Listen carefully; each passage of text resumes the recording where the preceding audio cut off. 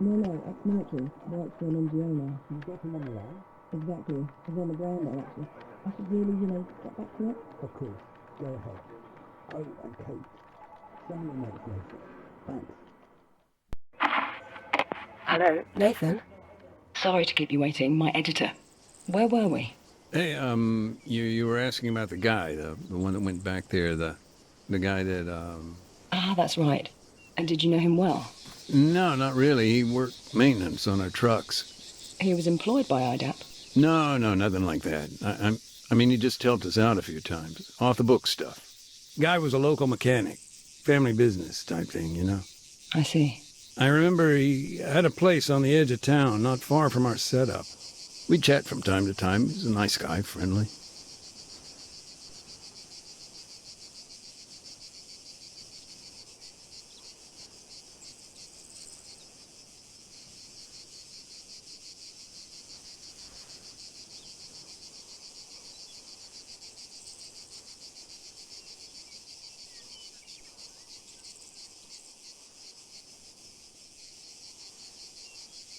And do you know where he was going that day? To the church. He was going to church. No, don't get me wrong. I mean, that place had been abandoned for almost a year. But he was looking for his brother. At the church? Yeah, there'd been reports of, pretty brutal firefight up there. He'd heard his brother might have been caught up in it. Sure, but... And I'm not quite clear on this. Was his brother still alive? Honestly, I don't know. I don't think he knew either. Seems like he was on his way to find out. So, his brother, he was in the army? Yes and no. It's complicated. You gotta remember it was pretty chaotic back then. Of course. Okay, let's back up a bit. Sure. What complicated the situation? Just the history of it all. His brother had been a recruit in the Alta's armed forces, boot camp, basic training, you know. Well, this is back when NATO was still keeping the peace. But after U.S. forces pulled out, apparently he deserted. Do you know why? No, just I know they argued a lot about it.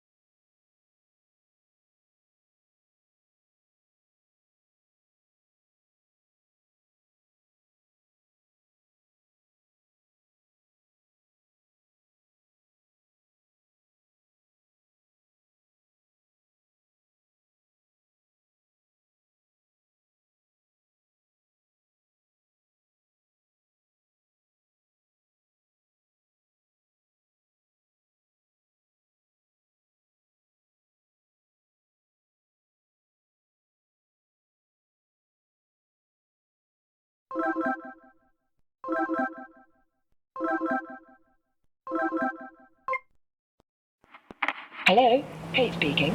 Hey, sorry about that. Call must have dropped. The network out here is garbage. No problem. It's understandable. Are you still driving?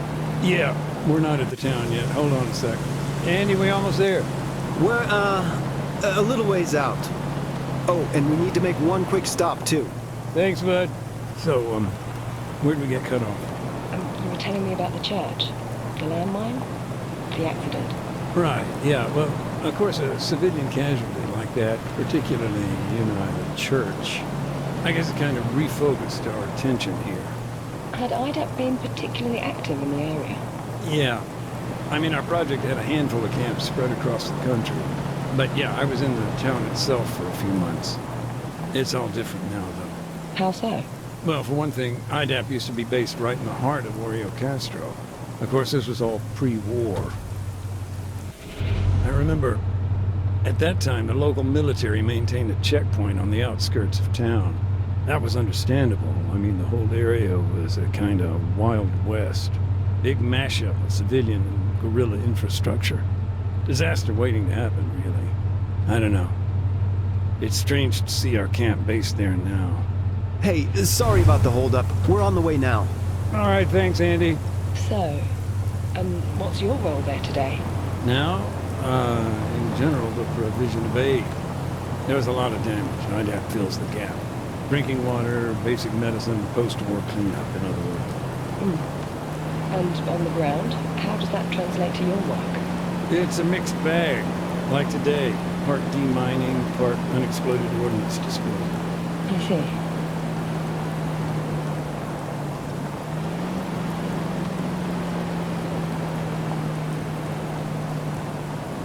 Heads up, Mac. Almost there. Got it. I'm sorry about that. We're arriving now. Give me a sec.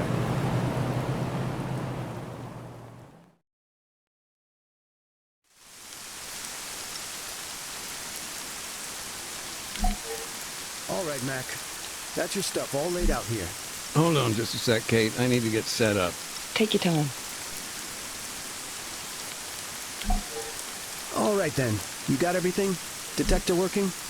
You, remember how to switch it on, right?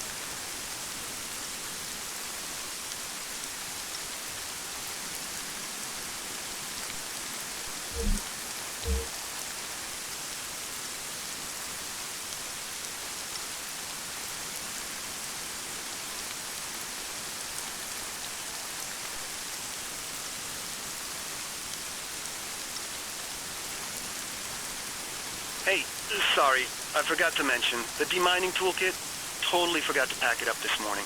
That's no big deal. We're just locating the mines for now. Just keep me posted. Are you free to talk, Nathan? Sure. For now, I'm just sweeping the road for mines, getting a lay of the land, The detector lets us see what we're dealing with here. I can work and chat.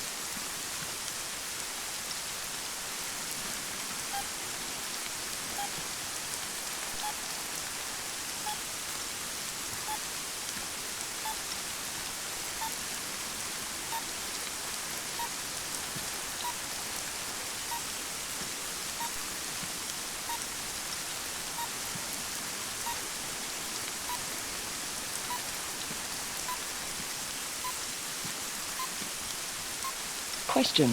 What happens when you do find a landmine? Ordinarily, we disarm it, but today, small oversight, we haven't got all our gear right now. Oh, it's on the way, I hope. Yeah, it's all good.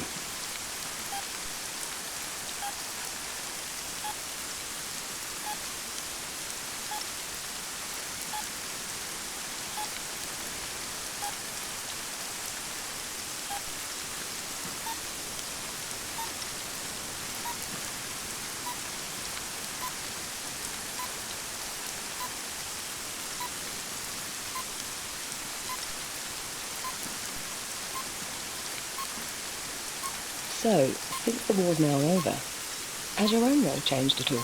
Yeah, I guess so. Now I'm almost entirely focused on EOD and UXO. And that's something you did in the military too? Yeah, that's the thing about mines. War or not, win, lose, they don't go away.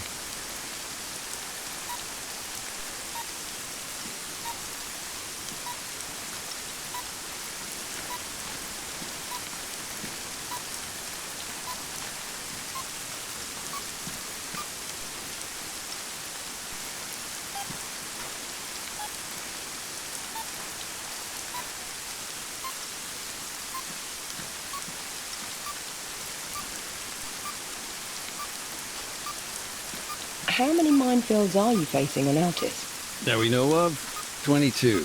23 including whatever's here. Plus you've got Stratus, another 4 over there, I think. I see.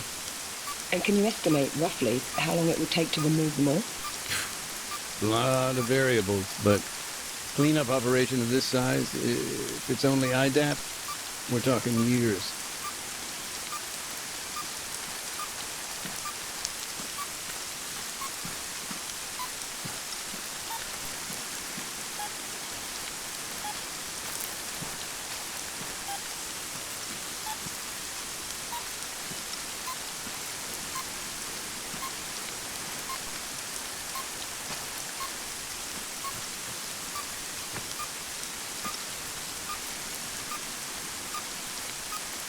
Do you ever get nervous? Yeah, but not when I'm working. It hits you after.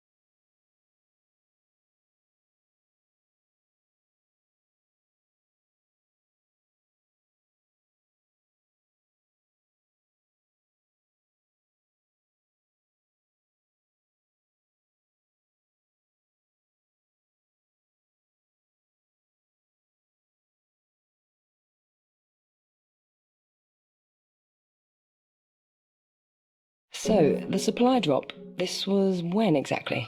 Right around the time we saw the ceasefire starting to break down. Must be more than a year ago now. So, at that time, your camp was in the center of town? Yeah, things were getting pretty desperate, though.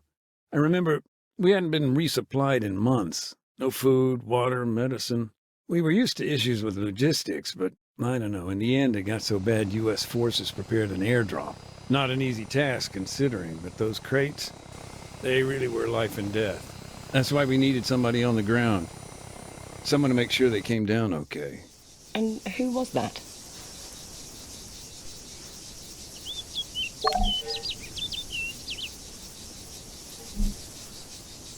A guy named Adams, part of the NATO peacekeeping force. Close friend of mine, actually. Adams? He went out alone? From the way he told it, he may as well have. No, he went along with some new recruits, local options. His time to show on the ropes.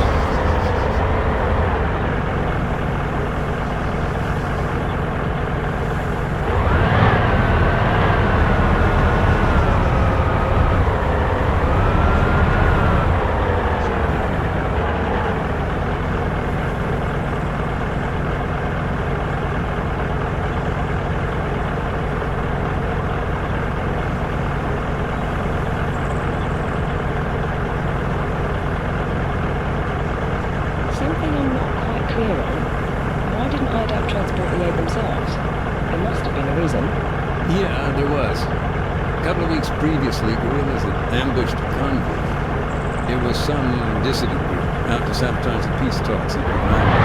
Anyway, NATO intervened and the whole thing just blew up. The checkpoint was hit. Protesters were fired upon at the MOD. Yes, we were there. And you know how bad it got. Our movements were limited by the government. Exactly. And convincing anybody to reassign troops, to escort NGOs, just a total start.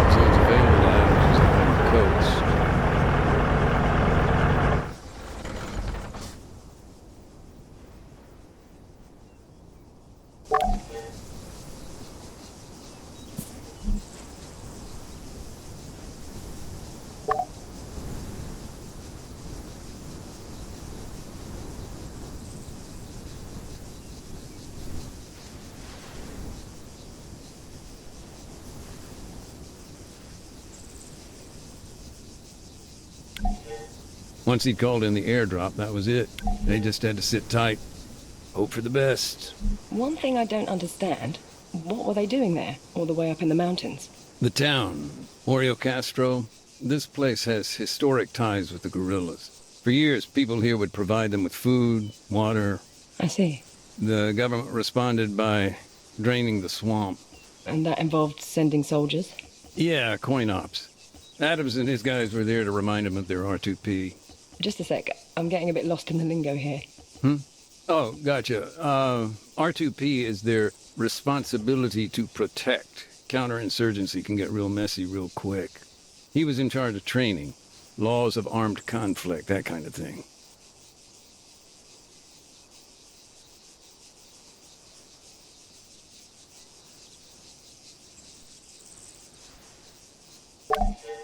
Adams normally tossed out an orange smoke grenade, which marked his position for the pilot.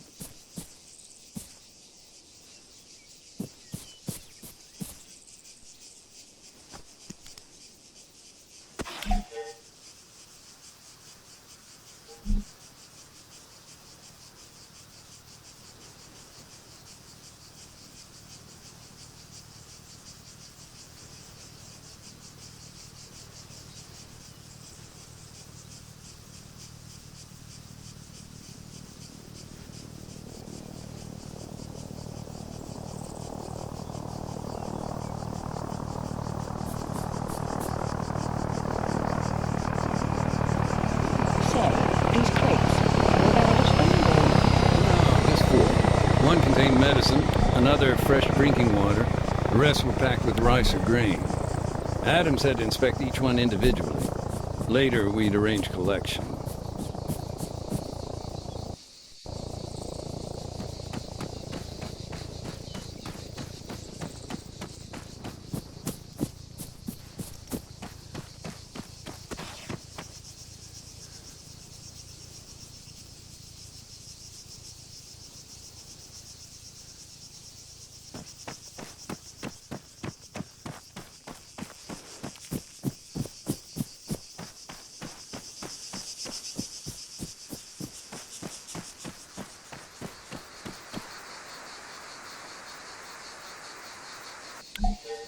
Thankfully, the rice seemed okay.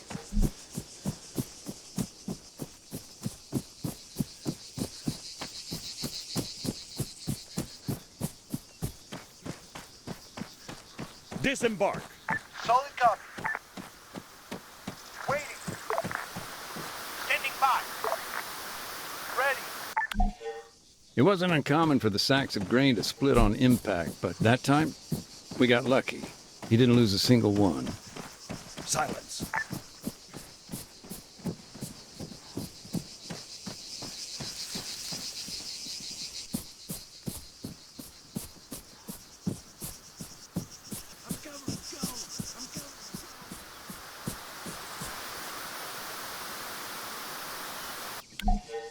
The medical items, you can imagine how pleased we were to see those arrive.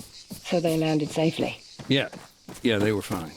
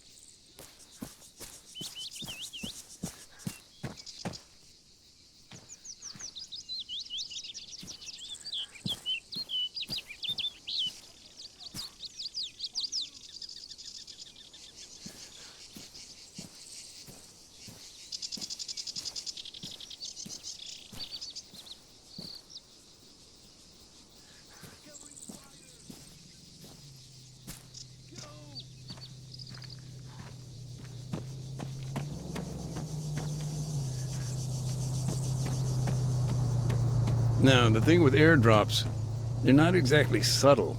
Smoke, noise of the plane, those bright green parachutes, they're gonna get you noticed. And when you're in the middle of bandit country, that's a problem.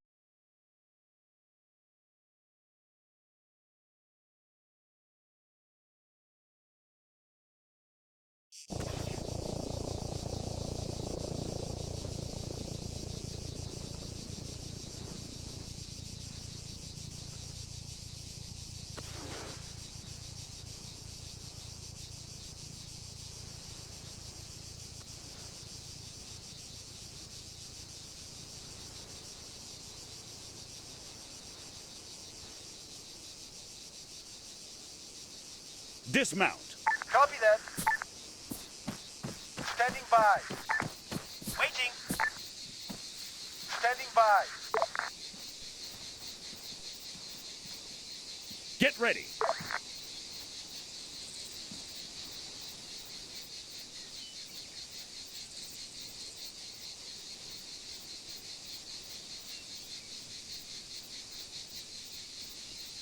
Move 75 meters. Right. I'm covering. Go. Solid copy.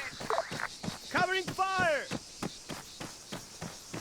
Okay, let's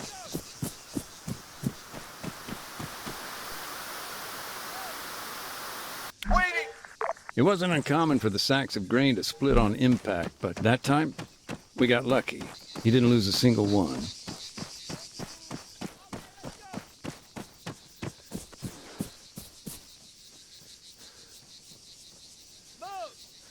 Go on cover.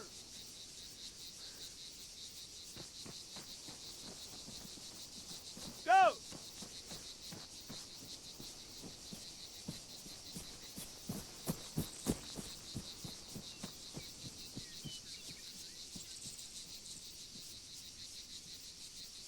On the move.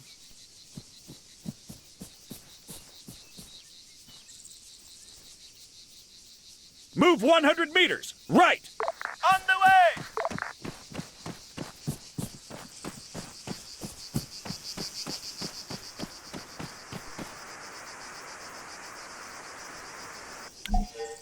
Thankfully, the rice seemed okay.